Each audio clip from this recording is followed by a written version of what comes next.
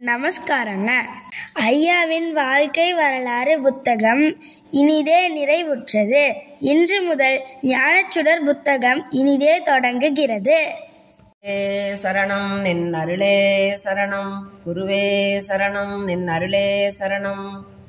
எவருடை அருளால் யானேன் எங்குமாம் பிரமமென்பால், கவருடை புவனமெல்லாம் கற்பிதம் என்றறிந்து, சுவருடை வெளிபோல் யானே என் சுரூப சுபாவமானேன், அவருடை பதுமவாதம் அனுதினம் பணிகின்றேனே.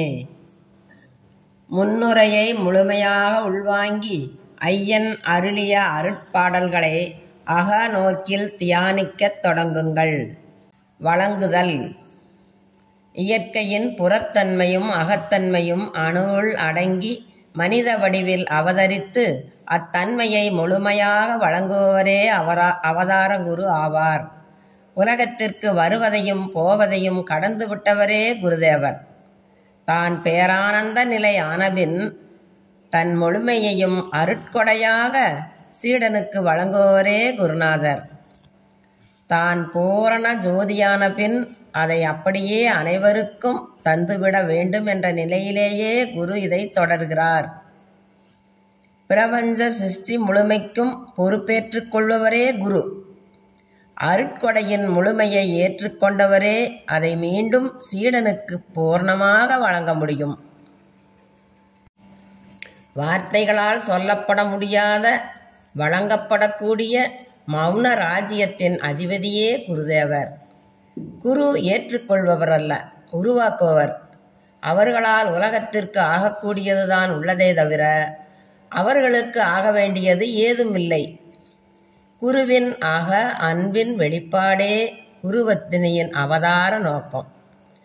குரு அழிவற்ற நிலையானவர். அந்த அழிவற்ற சத்தியத்தை தன்னை தொடர்ந்து பின்பற்றும் அனைத்து தலைமுறைக்கும் கொண்டு செல்ல குரு விரும்புகிறார். அழிவற்ற அந்த பேரானந்தம் தன்னோடு நின்றுவிட அவர் ஒருபோதும் விரும்புவதில்லை.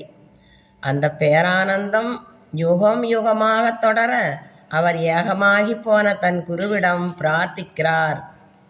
குருவே சரணம் சரணம் சரணம். நமஸ்காரங்க.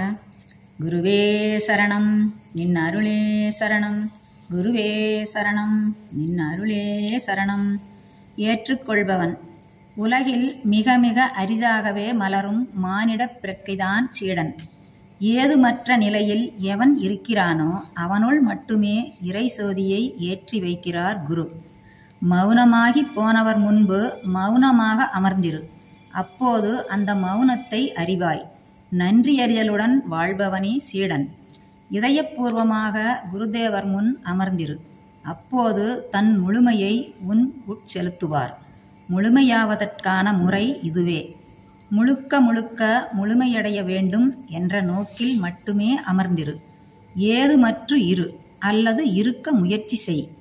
சீடனின் தெளிவற்ற நிலையில் மட்டுமே குருவின் அருட்கொடை புரியப்படுவதில்லை.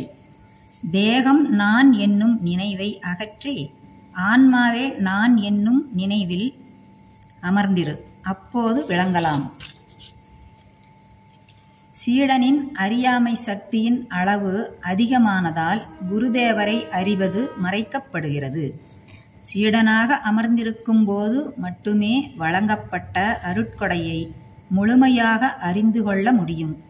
உனது உலக வித்தைகள் யாவும் எவர் முன் அழிந்ததோ அவர் மட்டுமே உன் குரு.